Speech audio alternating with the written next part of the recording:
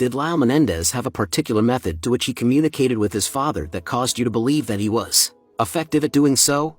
I guess the answer to that question is yes. And what method comes to your mind? Lyle would, in talks that he was to have with Dad, prepare an outline of what he was going to say, because when you spoke to my father you got so nervous and he would trip you up with different questions that Lyle tended to stutter and begin stuttering, and Dad would make fun of him stuttering.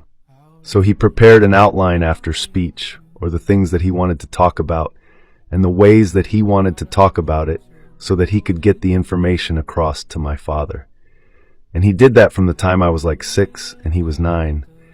I remember him writing down on a piece of paper the things that he wanted to convey, to make sure that they got conveyed. These were points that he was going to go over with your father? Points that he was going to go over, information about the points, so that he would remember it under the pressure of talking to Dad. Would he bring the list with him in your presence when he talked to your father? Yes. And you would see him using the list? Yes. Was your brother a stutterer? Is that what you said? He stuttered a good portion of his early life. And was it a point that your father made fun of his manner of speaking? Yes. Did your father make fun of or ridicule Lyle Menendez for any other frailties that he had? Yes. Just 5 days before the death of your parents, did you tell Lyle Menendez the details and the extent of the sexual brutality that your father had inflicted upon you? No. Was there a reason why you did not do so? There were, I suppose, a couple of reasons. What was the reason that you had? Aside from the fact that I was just embarrassed and it was humiliating, his questions at the time weren't the most gracious. He asked me, why? Did I like it? Did I want it? Why I never stopped it? Why I didn't come to him earlier? So I didn't want to go into the details, but I also didn't want to scare him off. He was my last hope at that point. And I didn't want to frighten him away in terms of the extent or the threats that Dad had given me about telling Lyle. And I didn't want him to say, hey, Erik, my life is going well. I'm sorry. I didn't think he would, but I didn't want to take a chance. Had it been made clear to you, Mr. Menendez, throughout the years that you were subjected to the acts of violence and child molestation by your father, that you were not to reveal that these things were occurring?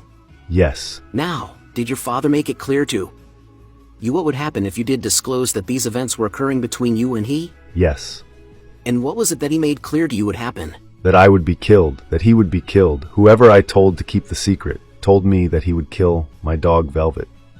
But generally, it was directed toward Lyle. Did you have those things in mind when you made the decision not to talk about the details and the extent of what you had been through with your father? Yes. I certainly didn't want to tell Lyle that all the threats that Dad had made about telling Lyle, afraid that he wouldn't confront my dad.